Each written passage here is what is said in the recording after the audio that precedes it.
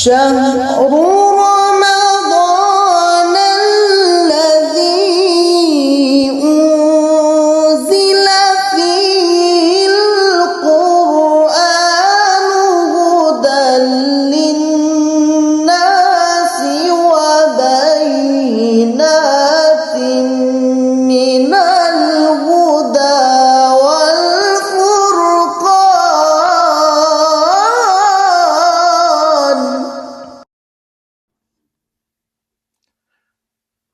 بسم اللہ الرحمن الرحیم. سیدنا کریم صلی اللہ علیہ وآلہ وسلم. معزز سامعین و ناظرین، 3 رمضان المبارک، ایمان اور عصر حاضر، ہماری خصوصی رمضان ٹرانسمیشن فیضان قرآن جاری ہے، اور ہم قرآن حکیم کے حوالے سے گفتگو کر رہے ہیں، کیونکہ رمضان شہر القرآن ہے. رمضان اور قرآن کا گہرا تعلق ہے، اور 3 رمضان المبارک سیدہ طیبہ طاہرہ زکیہ حضرت سیدتنا فاطمۃ الزہرا سلام اللہ علیہا کے نام نامی سے بھی منسوب دن ہے. آج کے دن سیدہ پاک کے لیے خصوصی ایصال ثواب کیجئے، سلام عقیدت اور محبت پیش کیجئے. سیدۃ العالمین سیدہ فاطمۃ الزہرا سلام اللہ علیہا، آپ کی بھی قرآن سے بہت زیادہ محبت تھی، ساری ساری رات قرآن کی تلاوت فرمایا کرتی تھی. قرآن نور ہے، شفا ہے، ہر مرض کا علاج ہے، رحمت ہے، ہدایت ہے متقین کے لیے، برہان ہے، حق اور باطل میں فرق کرنے والی کتاب ہے. وَنُنَزِّلُ مِنَ الْقُرْآنِ مَا هُوَ شِفَاءٌ وَرَحْمَةٌ لِّلْمُؤْمِنِينَ إِنَّا أَنزَلْنَا إِلَيْكَ نُورًا مُبِينًا إِنَّ هَٰذَا الْقُرْآنَ يَهْدِي لِلَّتِي هِيَ أَقْوَمُ. یہ سب قرآن کی شانیں ہیں. یہ زندگی کی راہوں کو روشن کرنے والی کتاب ہے، اور اس کتاب انقلاب نے ہمیں ثقافت، علم، روشنی اور رہنمائی عطا کی. زندگی کے مختلف شعبوں میں قرآن نے شفا عطا کی ہے، معاشرتی نفسیاتی مسائل کا حل پیش کیا ہے. نئے افکار، نئے آئیڈیاز اسی قرآن سے ہمیں نصیب ہوتے ہیں. یہ معاصر اور کنٹمپریری ایشوز اور مشکلات کا بہترین حل پیش فرماتا ہے. لیکن افسوس کہ ہم نے قرآن کے دائرے کو محدود کر رکھا ہے. ہم صرف برکت کے لیے، ثواب کے لیے، اور اب تو وہ بھی بہت کم لوگ پڑھتے ہیں. رمضان ہمیں قرآن کی طرف لوٹاتا ہے. آئیے قرآن کی طرف، کھولیے قرآن، پڑھیے قرآن، اطمینان، سکون حاصل کیجیے. لیکن یہ صرف تراویح میں ختم کے لیے اور نیکیاں جمع کرنے کے لیے نہیں ہے. یہ نیکیاں تو حوصلہ بڑھانے کے لیے ہیں. اسی قرآن سے امت مسلمہ نے اور ہمارے علماء نے صرف ابتدائی 30 سالوں میں قرون اولیٰ نے 40 علوم ڈیولپ کیے. کیسے اس علم کی بات کریں؟ اسی قرآن سے علم اللغہ، لنگوسٹک سامنے آیا، اور پھر اس میں علم النحو، علم الصرف، علم بلاغت، معاجم، ڈکشنریز وجود میں آئیں. اسی قرآن کی برکت سے دینی علوم سامنے آئے، ریلیجیس نالج، علم تفسیر، علم القراءات، علم التجوید، علم الفقہ، اصول الفقہ قرآن سے نکلے. فنون سامنے آئے، القصۃ القصیرہ جسے شارٹ سٹوریز کا علم کہا جاتا ہے، الخط العربی، فائن آرٹ،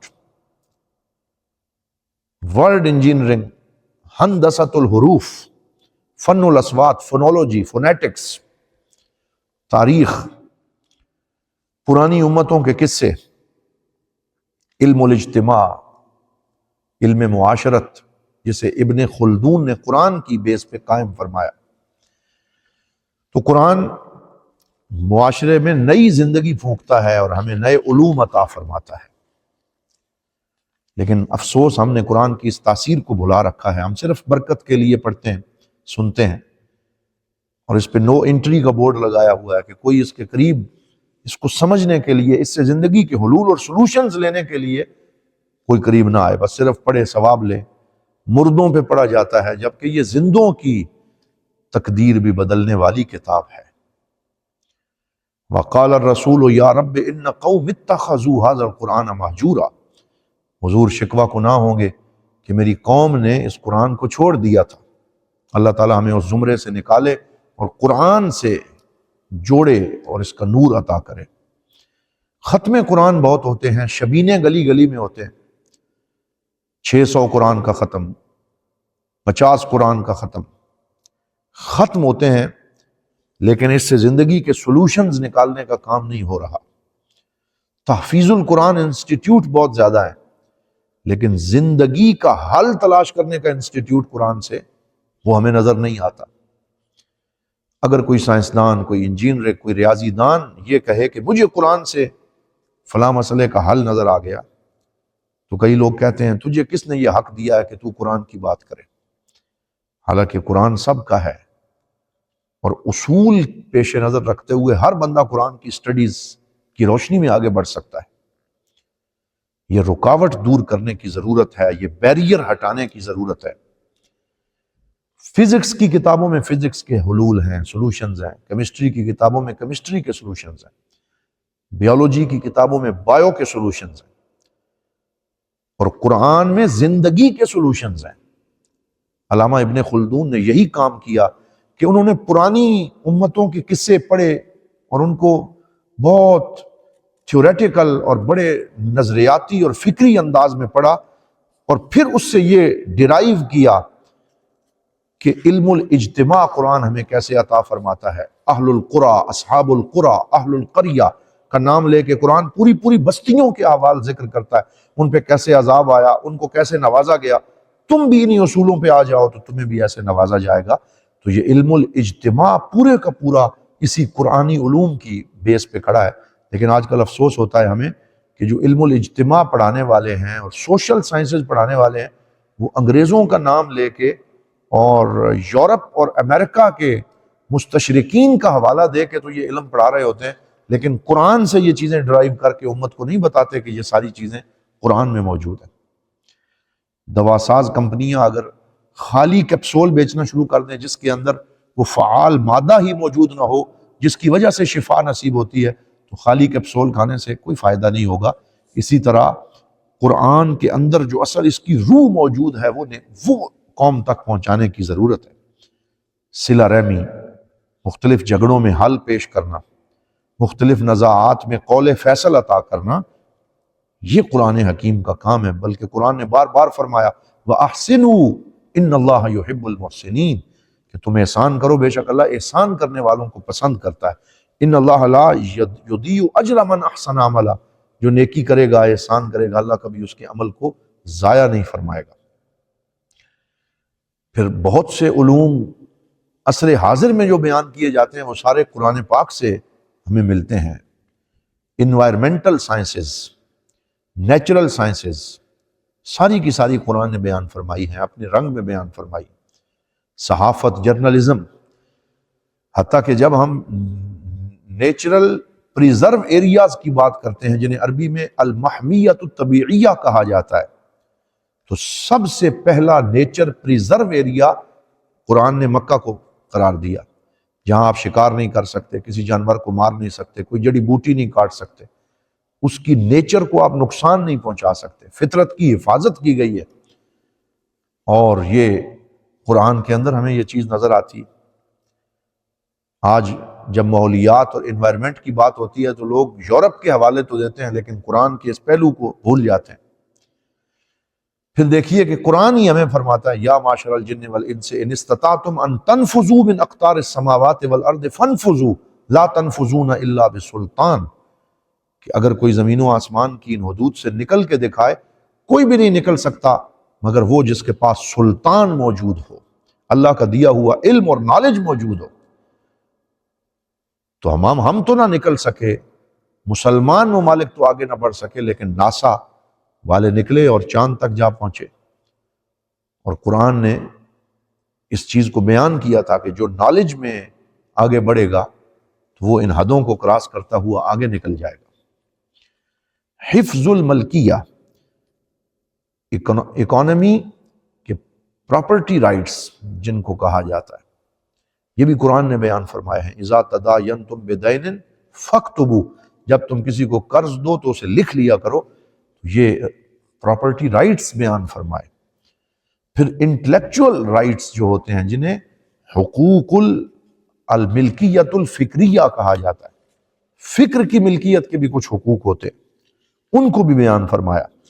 لا تحسبن الذین یبخلون بما اوتوا ویحبون ان یحمدوا بما لم یفعلوا، کہ کچھ لوگ جو کام انہوں نے خود نہیں کیا ہوتا کسی دوسرے کے کام کو اپنے نام لگا کے وہ خوشی محسوس کرتے ہیں، تو یہ فکر کی چوری ہے۔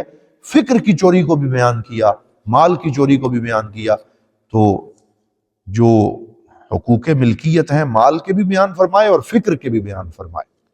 اسی طرح سورہ نمل میں جہاں حضرت سلیمان علیہ السلام کا قصہ بیان فرمایا، وہاں فرمایا کہ وہ جو ملکہ بلقیس کا تخت انہوں نے منگوایا تھا، حضرت سلیمان نے فرمایا نکروا لہا عرشہا، کہ اس کے اس عرش کے اوپر، اس کے اس تخت کے اوپر جو کشیدہ کاری ہے، جو ایک بہترین ٹیلنٹ ورک ہوا ہے، اس کو چھپا دو، اس کو مخفی کر دو، تاکہ کوئی ان پیشہ ور لوگوں کے اس کام کو بھی نہ چرا سکے جو ان کا حق ہے۔ قرآن حکیم نے کائنات کے مسخر ہونے کی بات کی ہے، وَسَخَّرَ لَكُم مَّا فِي السَّمَاوَاتِ وَالْأَرْضِ، اللہ نے زمین و آسمان کو تمہارے لیے مسخر کر دیا، تمہارے لیے بنایا۔ آگے بڑھو، کھول آنکھ، فلک دیکھ، زمین دیکھ، فضا دیکھ، مشرق سے ابھرتے ہوئے سورج کو ذرا دیکھ، کھولی ہیں ذوق دید نے آنکھیں تیری اگر، ہر راہ گزر میں نقش کفے پائے یار دیکھ۔ خدا اگر دل فطرت شناس دے تجھ کو، سکوت لالا و گل سے کلام پیدا کر۔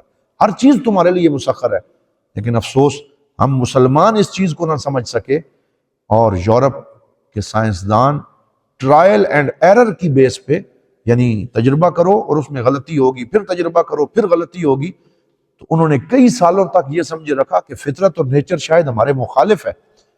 اگر ہم مسلمان آگے بڑھتے اور ان کو اس قرآن سے یہ چیز بتا دیتے کہ نیچر تمہارے مخالف نہیں ہے بلکہ ہر چیز تمہارے لیے مسخر ہے، تو کتنے ہی سالوں کا یہ سفر بچ جاتا اور جلد لوگ جو ہیں وہ ان ایجادات تک پہنچ جاتے۔ لیکن ہم لوگ اس سے دور رہے اور غیروں نے ان چیزوں پہ ایجادات کی، غور و فکر کیا، جبکہ قرآن نے ہمیں غور و فکر کرنے کا حکم دیا تھا۔ تو قرآن زندگی ہے۔ قرآن میں اخلاقیات العمل یعنی ورک ایتھکس کا بیان ہوا ہے۔ یعنی آج یورپ ورک ایتھکس کی بات کرتا ہے کہ جب کوئی آدمی کسی کمپنی میں کام کر رہا ہو تو اس کام کے اندر کتنے گھنٹے کام کرنا ہے، کب حاضری لگانی ہے، کب فنگر پرنٹ دینے ہیں، کتنے گھنٹے صحیح کام لوگ کر سکتے ہیں، تو پورے ورک ایتھکس بیان کیے ہیں۔ یہ ساری چیزیں تو قرآن نے بیان کی تھیں، اور ہم مسلمانوں کا کام تھا کہ ہم وہ بک لیٹ بنا کے قرآن کی روشنی میں پیش کرتے۔ لیکن ان چیزوں میں افسوس ہوتا ہے کہ ہم اس سپیڈ سے آگے نہ بڑھ سکے جس کی ہمیں ضرورت تھی، اور ہم نے اپنے آپ کو فروعی مسائل میں الجھا لیا اور کلامی مسائل میں الجھا لیا، اور امت کا وقت برباد کرنے میں اکثر لوگ لگے ہوئے ہیں۔ ایسی باتیں کہ جو ایمان پہ ڈاکہ ڈالنے والی باتیں ہیں وہ شروع کر رکھی ہیں، کون افضل کون مفضول، اور کون حق پہ اور کون باطل پہ، اور اصل جو قرآن کی روح اور پیغام ہے اس سے ہم دور ہوتے چلے جا رہے ہیں۔ سورہ آل عمران کی جب ہم نے بات کی تو وہ ڈائیلاگ کی بات ہے، وہ مکالمے کی بات ہے، اور اس میں مکالمے کے اصول بیان ہوئے ہیں۔ کاش ہم سورہ آل عمران کی روشنی میں مکالمے کے اصولوں کا ریفریشر کورس مرتب کرتے اور اس طرح کی چیزیں دنیا کے سامنے لے کے آتے۔ قرآن سعادت، تفاؤل، شکر، مثبت طرز فکر کی بات کروں۔ تو میرے عزیز دوستو، قرآن حکیم کی ایک ایک سطر سے حکمتیں نکال کر پیش کی جانے کی ضرورت ہے۔ ایک ایسی کتاب سامنے لانے کی ضرورت ہے جس میں قرآن کی حکمتیں بیان کی جائیں، وزڈم آف قرآن، قرآن کی دانائی اور قرآن کے اقوال زرعی وہ پیش کیے جائیں، اور وہ مختلف زبانوں کے اندر وہ کتاب تیار ہو۔ اس طرح کا کام پیش کرنے کی ضرورت ہے۔ مثال کے طور پہ قرآن کی ایک ایک آیت میں حکمتیں پوشیدہ ہیں۔ ان احسنتم احسنتم لانفسکم وان اسأتم فلہا، کہ کہ اگر تم نے نیکی کی تو وہ تمہارے اپنے نفسوں کو اس کا فائدہ ہوگا، اور اگر تم نے برائی کی تو تمہارے اپنے نفس کو اس کا نقصان ہوگا۔ تو یہ کیسی خوبصورت ایک حکمت ہے۔ اگر اس کو مختلف زبانوں میں ترجمہ کر کے خوبصورت طریقے سے پیش کیا جائے تو یورپ بھی قرآن کی حکمتوں سے استفادہ کرے۔ وَلَا يَحِيقُ الْمَكْرُ السَّيِّئُ إِلَّا بِأَهْلِهِ، قرآن نے حکمت بیان فرمائی کہ جو آدمی مکر اور سازش کرتا ہے تو سازش کرنے والا خود اس سازش کا شکار ہوتا ہے۔ یہ بھی ایک حکمت ہے، وزڈم اور دانائی ہے۔ موتی ہیں، ہیرے جواہرات ہیں۔ ان مع العسر یسرا، ان مع العسر یسرا، یہ ایک اصول ہے کہ ہر تنگی کے بعد آسانی ہے، ہر تنگی کے بعد آسانی ہے۔ اس کو ایک حکمت کی شکل میں پیش کیے جانے کی ضرورت ہے۔ ان اوہن البیوت لبیت العنکبوت، سب سے کمزور گھر مکڑی کے جالے کا گھر ہے۔ یہ قرآن کی ایک لائن ہے، لیکن اس میں کتنی بڑی حکمت پوشیدہ ہے کہ جو آدمی سازشوں کے اوپر کوئی چیز تعمیر کرتا ہے تو وہ کمزور ترین ہوتی ہے، وہ ایک دن بھی زندگی کے طوفان کے سامنے ٹھہر نہیں سکتی۔ فَلَا تَزِرُ وَازِرَةٌ وِزْرَ أُخْرَى، کوئی بوجھ اٹھانے والا کسی دوسرے کا بوجھ نہیں اٹھاتا، سب نے اپنا بوجھ خود اٹھانا ہے۔ کتنی بہترین حکمت ہے۔ تو اگر ہم قرآن کی دانائی کی یہ باتیں قرآن سے مستنبط کریں، ان کو خوبصورت شکل میں لکھیں، مختلف زبانوں میں ٹرانسلیٹ کریں، اور اس طریقے سے قرآن کو اور اس کی حکمتوں کو دنیا کے سامنے لے کے آئیں، تو لوگوں کو قرآن کا نور پہنچے گا اور ان کو شفا نصیب ہوگی۔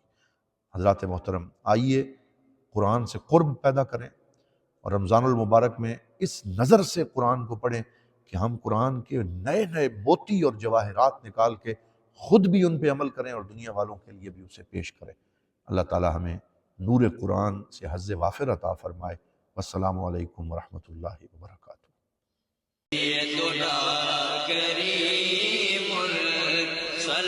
دارالعلوم محمدیہ غوثیہ بھیرا شریف دینی اور عصری تعلیم کا بے مثال ادارہ ہے، جہاں عصر حاضر کے تقاضوں کے مطابق قرآن و سنت کی تعلیم دی جاتی ہے، اور ہر سال ہزاروں طلباء و طالبات زیور تعلیم سے آراستہ ہو رہے ہیں۔ رمضان المبارک کے بابرکت لمحات میں زکوٰۃ و صدقات اور مالی تعاون اس عظیم ادارے تک پہنچا کر اس مشن میں اپنا حصہ ڈالیں۔ درج ذیل اکاؤنٹس پر اپنا تعاون ارسال فرمائیں۔